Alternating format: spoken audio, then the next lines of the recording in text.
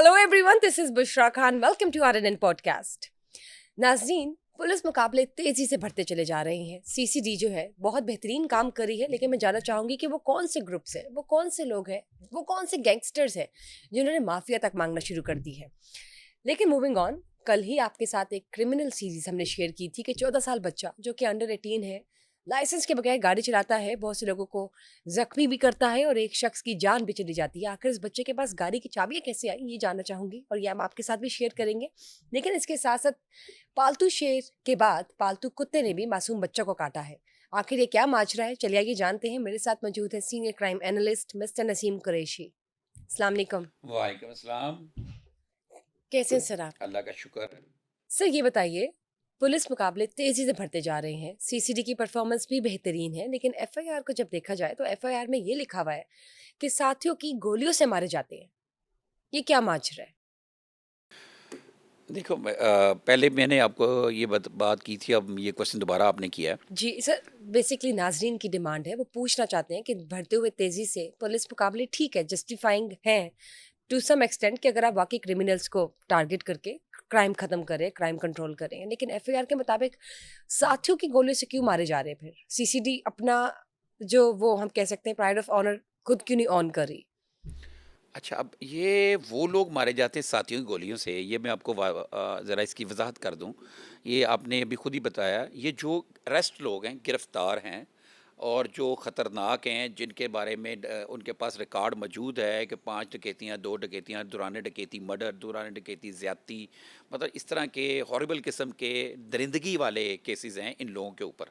अब God nose, अल्लाह जानता, बेहतर जानता है कि ये सच है, ये झूठ है, लेकिन हमारे पास जो चीज़ें, हम तो बात करते हैं जो हमारे पास शायद हों, या हमारे पास कोई है पीर जी ने बताया हो, या फिर हमें कहीं से उसकी इतला मिली हो। अभी ठीक। जो हमारे पास जो चीज़ आ रही है, वजाहत आ रही है, अभी तक मतलब कोई सामने कोई ऐसी फैमिली नहीं आई। जैसे पहले पूरी माजी में पुलिस मुकाबले होते रहे तो लोग आ जाते थे, शोर डालते थे कि ये गलत इनकाउंटर हुआ है। मेरे पास कई ऐसी मिसालें हैं, जी। ठीक है ना, कई ऐसी मिसालें। अब ये वो लोग हैं, ये जो आप बात कर रही है, अब जो पुलिस की हिरासत में है या जेल में है, पहले से है, रिकॉर्ड याफ्ता है और ख़तरनाक जराइम में मुलव्वस है, और वो उसको जब पुलिस बुलाती है, लेकर आती है रिमांड पे, उसकी मज़ीद अब जो जेलों में जो कैद हुए हैं मुलज़म, उसमें जिनको सज़ाएँ भी हो चुकी हुई किसी केस में, और जो केसों में जिनके ट्रायल चल रहे हैं, अगर पुलिस को किसी चीज़ की निशानदेही चाहिए, अगर पुलिस को कोई चीज़ की रिकवरी चाहिए, अगर पुलिस किसी चीज़ के केस की आगे मज़ीद तफ्तीश करना चाहती है, तो उनको वो बुला लेती है ठीक। रिमांड पे, ठीक। बज़रिया कोर्ट। अब वो जब इनके पास होंगे तो उनको तो पुलिस ने नहीं मारना ना। राइट। अब एक समझने की बात है, एक मिथ है कि उन्होंने उसको नहीं मारना, कि जो हथकड़ियाँ लगी हुई लेके जा रहे हैं, उसको तो वो तभी मरेगा कि अगर उसका कोई फाइट होगी और वो फाइट करने के काबिल ही नहीं होता। बिल्कुल वीक हाथ है। बंधे होते हैं, हाँ हाथ जी। बंधे होते हैं, अरेस्ट होता है। तो इसमें ये जो पुलिस की ये वाली जो है एफआईआर है, ये सिर्फ आप नोट करें, ये पुलिस की दो तीन किस्म की एफआईआर है में। अब इस वाली में जिसमें मुलजिम गिरफ्तार होता है, उसमें तो उसका मर्डर तभी होता है अगर कोई छुड़ाने के लिए आया है। ज़ाहिर है, जब छुड़ाने के लिए पुलिस को गोलियां मारेगा, अब उसको क्यों गोली लगती है कि वो पुलिस के पास होता है, सब पकड़ा होता है। राइट। जो पुलिस का कहना और वो है, बेबस जो है सीसीडी का और कहना है, सेल्फ डिफेंस वो में सीसीडी का कहना है, तो जी। सेल्फ डिफेंस में पुलिस ने गोलियां मार दी, उसको नहीं मारी गोली, उसके ठीक है। बंदों को मार दी। और उसके तो बंदे अब जो है अपनी गोलियों से वो जब अपने। फायरिंग करेंगे, फायरिंग की जद में जो भी आ जाता है, राहगीर भी आ जाते हैं और उसमें मारे जाते हैं। अभी तो ये सीसीडी के बारे में मैं ये समझता हूँ, अगर ये जैसे ये काम कर रही है, और ये बिल्कुल सच है। अभी मैंने जो एक अपना भी वीलॉग किया था, हमारे जो जी। पॉडकास्ट है उसके ऊपर, मैं जो कमेंट्स लोगों के देख रहा हूँ जिन्होंने सीसीडी के इस अमल को, कि वाकईतन ये डाकू डकैत जो हैं मारे जा रहे हैं, जिसके बाद कुछ अमन महसूस भी हो रहा है। तो अगर तो ये वाकई ठीक कर रही है सीसीडी, तो बड़ा ज़बरदस्त कर रही है। इसमें एक छोटी सी बात बताता हूँ। मेरी नुमान शेख साहब से बात हो रही थी, वो अब भी उन्होंने एक मुझे खबर भी दी, वो भी मैं बताता हूँ। नुमान शेख साहब हैं, वो बड़े सीनियर जर्नलिस्ट हैं, क्राइम रिपोर्टर हैं एक्सप्रेस न्यूज़ के। वो बता रहे थे कि जफ़र चट्टा साहब ने, जो सीसीडी के सरबराह हैं, उन्होंने एक चीज़ से सख्ती से मना किया हुआ है कि अगर कोई मुलज़म है, आपने उसको 3-3 माह, 4-4 माह रिकवरी के चक्कर में नहीं रखना। जब आप रिकवरी में एक आपके पास काबू में आ गया बंदा, आपने मेहनत करके पकड़ लिया है, उसके ऊपर 10 केसेस हैं और उसने मान लिया है केसेस, अब उसकी रिकवरियों के पीछे नहीं आपने जाना। आपने उसको उसको पार करना है, मतलब उसको जेल भेज देना, फॉर रिमांड जेल भेज देना। उसको अब बांध के नहीं रखना। ये एक ठीक। बड़ी अच्छी बात है, ये एक बड़ी बात है। अब इसके ऊपर अगर हम अमल किया जा रहा है तो वेरी गुड, उनको रिमांड पे जाना चाहिए, जेल में जाना चाहिए, उनको यहाँ से पार कर देना चाहिए। मतलब पार करने से मतलब ये है कि अपने कस्टडी से जेल में उसको भेजें अगर उसका जुर्म बनता है। नहीं बनता तो अगर वो इनोसेंट है तो उसको फारिग कर दिया जाए। तो अब ये बार-बार एक ही एफआईआर, देखो गोली, बंदा ने मरना है, गोली से मरना है। तो उसकी नई कहानी से कहाँ से आएगी? गिरफ्तार मुल्ज़िम की नई कहानी नहीं हो सकती। ये असली या झूठी है, ये लोगों ने फैसला करना है और इन्होंने जिन्होंने सबूत देने हैं। कानून देखता है सबूत, सब उसको, एविडेंस को, एविडेंस के मुताबिक बात करता है। अब ये जिन लोगों को मारा गया, अब भी ये जो 4 पुलिस मुकाबले के कल से लेकर आज तक हुए, जब तक ये प्रोग्राम हमारा जारी होगा, पब्लिश होगा, हो सकता है कि 2 दिन को गुज़र जाए। ये एनकाउंटर में जो मारे गए हैं, इनमें कोई ऐसा कोई प्रोफ़ेसर साहब नहीं है, कोई इसमें मुलज़िम ही साइंटिस्ट नहीं हैं, है। रॉन्ग डूअर्स हैं। बस ये आपने ठीक है, लेकिन बाद सर में मेरा समझ एक लिया। सवाल है, पुलिस मुकाबले में मुलज़िम जो है वो मारा जाता है और ये क्राइम कंट्रोल के लिए एक ऑपरेशंस हैं जो कि स्ट्रेटेजिक चल रहे हैं। लेकिन अब मैं बात करना चाहती हूँ माफियों की। गैंगस्टर सुना है कि माफियों पर आ चुके हैं, मिस्टर ज़फ़र सपारी हैं, मिस्टर रजब भट्ट हैं, मिस्टर काशिफ ज़मीर हैं और भी बहुत से टिकटॉकर्स हैं, बल्कि कोई मिस्टर फ़ारूक खोखर भी हैं। कितनी हकीकत है कि ये लोग माफियों पर आ गए हैं? अच्छा, ये एक माफ़ियों वाली बात, वैसे एक बात है कि दहशत बड़ी फैल गई है और होना भी चाहिए। कानून की, मैं पहले दिन से कह रहा हूँ, इम्प्लीमेंटेशन नहीं, कानून की रट होनी चाहिए। कानून अगर अपना अपना रास्ता बनाए, रास्ता बन जाता है उसका, और फिर ये छोटे मोटे जो प्यादे हैं ये खुद ही सही हो जाते हैं।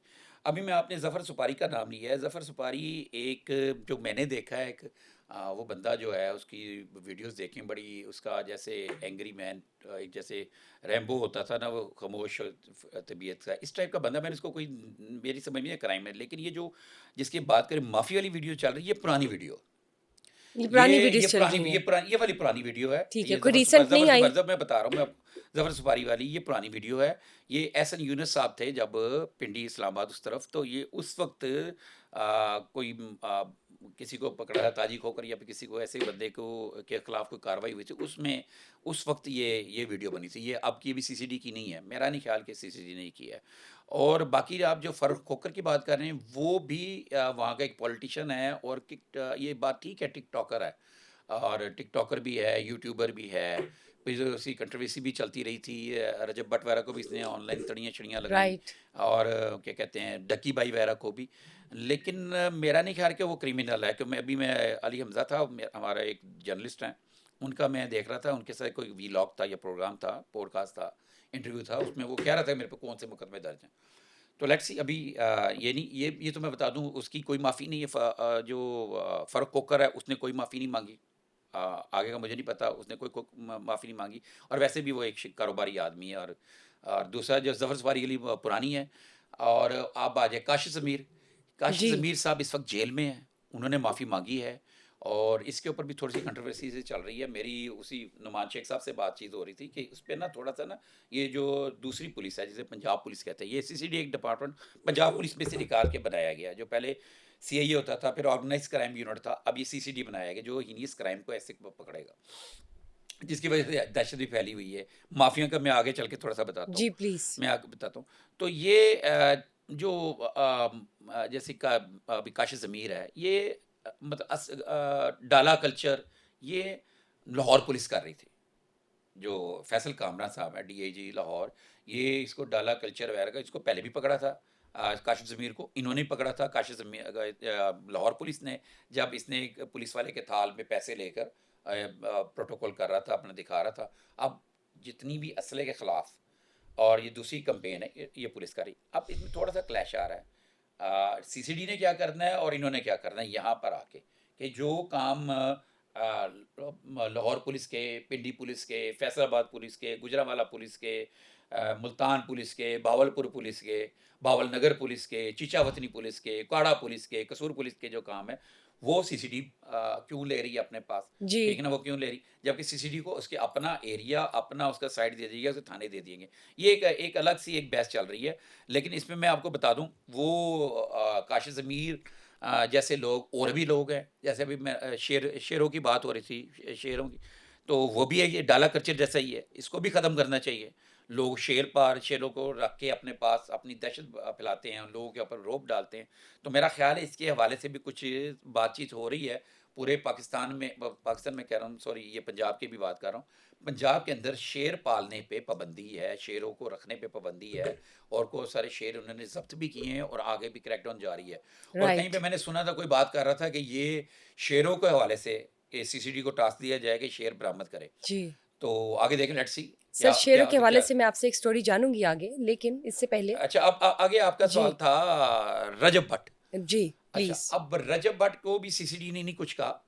ये नाके के ऊपर जो एक नाका था लाहौर में एंट्री का, तो वहाँ पे कोई थी डॉल्फिन के, मेरा डीएसपी साहब थे, अवान मुबशर अवान, उन्होंने रोका। इनकी गाड़ी के शीशे ब्लैक थे, रजब भट्ट साहब की। अब रजब भट्ट की गाड़ी के शीशे ब्लैक थे, चूँकि ब्लैक शीशों का कोई परमिट नहीं है। अब बड़े अरसे से कि ख़त्म हो चुके हैं परमिट, और अलाउ नहीं है लगाने, कोई उसकी रीज़न नहीं है। तो वो उन्होंने उसके गाड़ी के शीशे उतारे हैं, जिसकी वीडियो वायरल हुई। तो रजब भट्ट की माफ़ी वाली कोई बात नहीं है, मतलब ये हम नाज़रीन को क्लियर कर दें। तो वो उसके ना शीशे उतारे गए थे और वो वीडियो भी वायरल हुई है, और मेरा ख़्याल है उन्होंने माज़रत भी की है कि शीशों शीशों के ऊपर, क्योंकि इसका भी एफआईआर होती है। ठीक है, बस ये एक करंट अपडेट्स है रजत भट्ट के हवाले से कि उन्होंने माफ़िया क्यों माँगी? नहीं, नहीं, माफ़ी उससे मैंने वही बताया कि उसके शीशे थे, ये आम रूटीन का काम टिंटेड है। ये जो रूटीन कलर टिन ठीक है, और ये उसके जो लिए एक है एनओसी काले लेना शीशे, होता है। रजब भट्ट समेत और भी शहरियों की हाँ गाड़ियों के जी। शीशे उतारे जा आई रहे हैं। थिंक उसके लिए एनओसी चाहिए होता है, तो ये कोई मामलात नहीं, कोई होंगे। एनओसी नहीं है इसके लिए, कोई एनओसी बस लोगों ने लगाए हुए हैं। और जहाँ पे ओवरलुक हो गया ये जो लाहौर पुलिस है और फैसल का डीआईजी फैसल कामरा, इसके सख्त ऑर्डर हैं। उन्होंने फैसल कामरा साहब ने, डीआईजी ऑपरेशन लाहौर ने, उन्होंने ये उनकी तरफ ऑर्डर है कि जो असला लेके फिरे, असले की नुमाइश करे, गाड़ियों के शीशे काले हों, और डाले लेके जाए, इनके साथ वो दहशत फैलाए, इस तरह की जो चीज़ें लेके फिरे, जो टिकटॉक करे, कोई वीडियो बनाए जिसमें असला दिखाए, उनको वो उनके खिलाफ कार्रवाई होगी। और ये गाड़ियों के शीशे बड़ी तेज़ी से उतार रहे हैं, ट्रैफिक पुलिस भी उतार रही है और लाहौर पुलिस भी उतार रही है। ठीक हो गया, अब आगे ज़बरदस्त। इसकी एक छोटी सी बात यहाँ पे बने, ये जो काशिफ ज़मीर को गन मैनों के साथ अंदर किया गया, मेरा ये ख्याल है, ये सिक्योरिटी कंपनीज़ हैं, गवर्नमेंट को, महकमा दाखिला को, ये मैं अहमद जवेद काजी, डॉक्टर अहमद जवेद काजी साहब से कहूँगा, जो सेक्रेटरी जो दाखिला हैं, उनको ये चाहूँगा, ये ज़रा एक तरफ से रीथिंक करें, इनको ज़रा देखें। ये जो सिक्योरिटी कंपनी है, ये डाले भी प्रोवाइड कर रही हैं और साथ में गनमैन भी प्रोवाइड कर रही हैं, और डाला कल्चर को प्रमोट कर रही हैं। कोई कोई बंदा, कोई रंगबाज, कोई तो पैसे देता है, पैसे दे के जनाब अपने साथ डाले लेके चले जाए लोगों के ऊपर रौब डालने के लिए। तो ये सिक्योरिटी कंपनीज़ के हो कि उनके कोई होने चाहिए नॉर्म्स होने एसओपीज़, चाहिए, कोई एसओपीज़ कोई होने चाहिए, कवानीन, कोई कानून होना चाहिए कि वो पॉलिसीज़। कहाँ पे उन्होंने गनमैन देने, किसको गनमैन देने हैं, कि किस लिए गन गने, एसएसजी के गनमैन और बड़ी-बड़ी गनें, महँगी गनें पकड़ के खड़े होंगे, तो आम आदमी तो वैसे डर जाएगा। तो ये दहशत, वाक़ई ये दहशत के खिलाफ है, तो ये सिक्योरिटी कंपनीज़ को भी ज़रा चेक इस करना चाहिए। पॉइंट सर, मूविंग ऑन, बात करते हैं जो हमने कल भी एक केस डिस्कस किया था। शादरा के इलाके में अंडर 18 बच्चे ने गाड़ी चलाई, बेकाबू हो गया, 14 साल का एक शख्स जाम बाग भी हुआ। आपने कहा था कि हम इस सीरीज को कंटिन्यू करेंगे। मुझे ये सवाल है अब आपसे, बच्चे को गाड़ी की चाबी कैसे मिली? अच्छा, ये हम नाज़रीन को क्लियर करेंगे कि एक ये बात समझ आए। वो मैंने देखा यूट्यूब के ऊपर भी और बहुत सारे सोशल मीडिया प्लेटफॉर्म के ऊपर, ये अजीबोगरीब कहानियाँ आ रही हैं उसके, कि इसको रात के लेट नाइट आने वाले बंदे ने चाबी बच्चे को क्यों दी, ये क्यों दी। ये बात ये है, बगैर नाम लिए मैं बात करता हूँ। ये बच्चा एक ब्रोकन फैमिली का चश्मा चराग है। माँ बाप में डाइवोर्स हो चुकी हुई है, बाप ने अलग शादी कर ली, माँ ने भी अलग शादी कर ली, और ये बच्चा बदकिस्मती से अदम तवज्जो का शिकार है। वो अपनी नानी के साथ वहाँ पे रह रहा था शादरा के इलाके में, और ये जिनकी गाड़ी है ये उनके मालिक मकान है। और उस दिन ये साहब जो है ना अपनी वाइफ के साथ अपने ससुराल में गए हुए थे, और ये गाड़ी चूँकि ये उनकी कंपनी की गाड़ी थी, ये कंपनी की गाड़ी को ज़ाती इस्तेमाल में नहीं लाता। ये पीछे उनके उनका घर है तंग गलियों में, और पुराना तंग गलियों में घर है। तो पीछे एक पार्किंग है, पार्किंग में वो गाड़ी खड़ी करते थे। तो दूसरी गाड़ी में वो अपनी ससुराल गए हुए थे। ये सरकारी जो गाड़ी, उनकी सरकारी मीन जो उनकी कंपनी की गाड़ी थी, वो उधर वहाँ पे खड़ी थी। ये बच्चा अपनी नानी के साथ ऊपर रहता था। ये बच्चा ऊपर से नीचे उतरा है, नीचे उतर के ना उसने वहाँ पे पानी में, क्योंकि एक गेट था, एक एंट्रेंस थी, उधर से ही ऊपर जाते थे। एक बुजुर्ग खातून थी और उसके साथ बच्चा था, उनको कोई मसला नहीं था। बच्चा छोटा है, 14 साल का, आपने देखा है, 12-13 साल का या 14 साल का। ये बच्चा नीचे आया है, आके देखा उसने कोई भी नहीं, घर में कोई भी नहीं था इत्तेफाक से। तो उसने चाबी सामने गाड़ी की चाबी ली है और लेके निकल गया, और जाके वहाँ से पार्किंग से गाड़ी ली और जैसे चले। चूँकि वो बच्चा कोई ट्रेन नहीं था, पहले से वो गाड़ी नहीं चला सकता था, चलाने का पता ही नहीं था। गाड़ी ऑटोमेटिक थी, उसने वो सेल्फ मारा, गाड़ी स्टार्ट हुई, उसने ड्राइविंग पे किया, जैसे भी किया, गाड़ी जब चली तो उसको समझ ही नहीं लगा मैंने क्या करना है, छोटा बच्चा, ठीक है। ये जो बात थी कल तक कि उसको वो कोई अमीरज़ादा है, कोई ये नहीं, बच्चा अदम तवज्जो का शिकार बच्चा है, ब्रोकन फैमिली का बच्चा है, उसको तवज्जो की ज़रूरत थी, बस नानी के साथ रह रहा था और उसने ये हरकत की और ये लेके चला गया। इसमें ना तो गाड़ी के मालिक का कोई कसूर है, ना किसी ने चाबी दी है, ना उसको किसी ने, जैसे बच्चे ने पहला बयान दिया कि मेरे मामू की गाड़ी, उन्होंने मुझे कहा जा गाड़ी चलानी सीख। ऐसा कभी भी नहीं होता। मतलब हमारे भी बच्चे हैं, मेरा भी बेटा है, हमारे बच्चे हैं, हम उनको जब कोई गाड़ी अगर वो शौक कहें तो हम किसी खुले मैदान में साथ बैठ के हल्की सी चलवा के उनका शौक पूरा कर देते हैं। और ऐसा कभी भी कोई शख्स नहीं है कि किसी को दे, उससे उनकी रिश्तेदारी भी नहीं बनती। तो ये सीन है, उस बच्चे से उसने गाड़ी आगे चलाई और उससे ये वाकया हो गया। हम जो लेकिन अब बात कर रहे थे, हम आपने जो जो बताई ये स्टोरी, अब हम्म, विजय के बताइए कि कानून इस पर किस तरह से एक्शन ले रही मैं है। वही अब उसी तरफ आ रहा हूँ। अब हम मैं जो बात कर रहा था, हमने बात की थी कि ये कम उम्र बच्चों को गाड़ियाँ ना दीजिए, जो वाक़या आज से 2 साल पहले फेज डीएचए 6। फ़ेज़ 6 में पेश आया था। उसके बाद बच्चों के ऊपर पर्चे भी हो रहे थे, मुकदमे, जो मैं कह रहा था बच्चों पर पर्चे नहीं होने चाहिए। लेकिन ज़रा कहानी थोड़ी उससे मुख्तलिफ है। इस बच्चे ने एक चाबी चुराई थी। अब इसके कानून के मुताबिक इसकी इसकी भी सज़ा है, ज़ाहिर है। जुवेनाइल जेलें भी हैं और ये कानून में अगर कोई बच्चा ऐसी हरकत करे, क्योंकि बच्चा ये 13 ईयर्स ओल्ड है, 7-8 क्लास का स्टूडेंट है। लेकिन मैंने इसका जो बैकग्राउंड बताया, जो असल बैकग्राउंड वो ये है, लोग कहानी अजीब बना रहे थे। ओए भाई, वो बड़ी वहाँ पे लोग, यहाँ भी कहानी मैंने ये भी देखी एक हेडलाइन कि रात को लेट आने वाले शख्स ने बच्चे को चाबी क्यों दी। अब इस कहानी को देखा ना, ठीक, आपने क्लियर कर दिया ताकि हमारे नाज़रीन के लिए भी हमने आसान क्लियर हो कर जाए दी। इस हमें केस इनको को व्यूअर्स का देखने के लिए।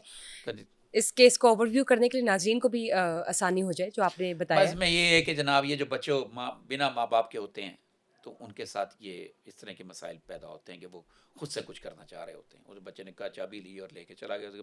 यहाँ पे ना एक लेसन है, एक चीज़, हमारा एक मैसेज है, वो ये है कि ये जो इस तरह के जो फैमिलीज़ हैं, खुदारा आपस में जिनके बच्चे हैं, आपस में इत्तेफाक में रहें, जो मसाइल ख़त्म करें।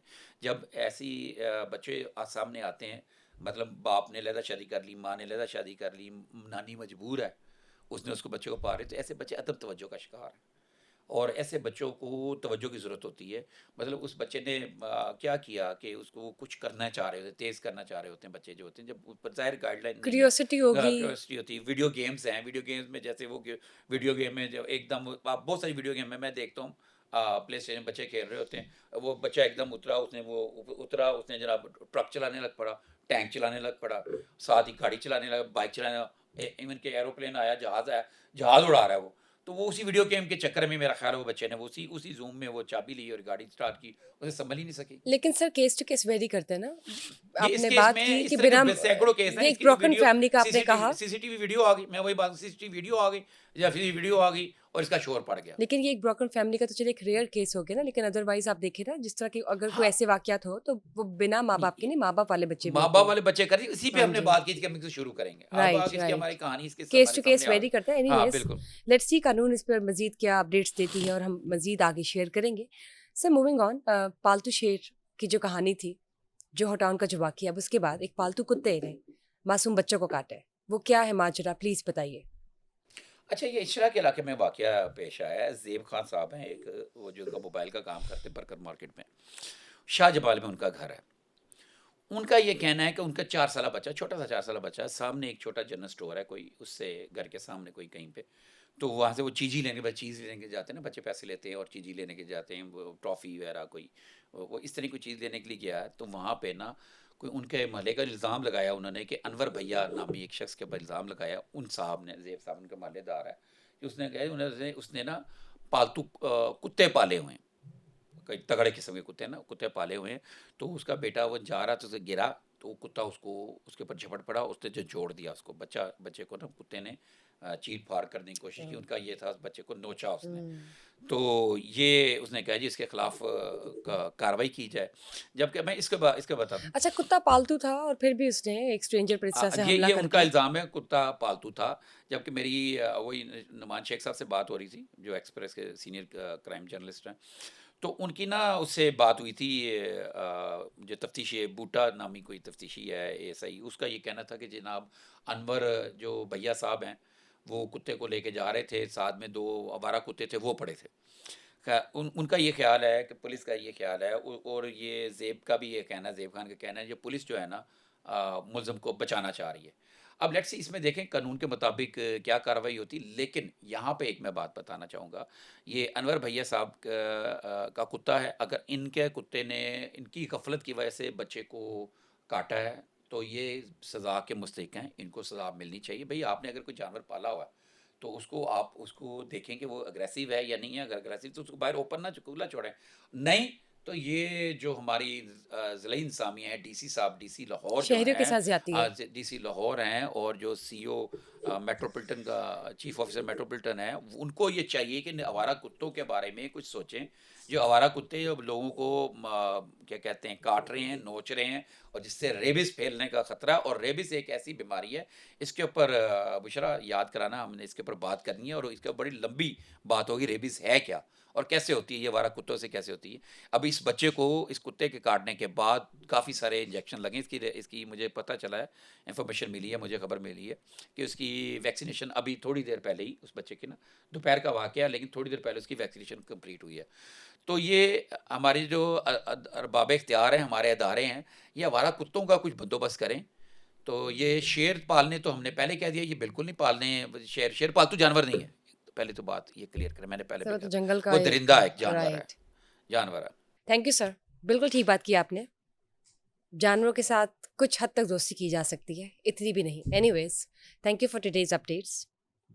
Thank you Nazreen. कल फिर मुलाकात होगी आपके साथ RNN के पॉडकास्ट सेशन में। Stay tuned till then, bye bye.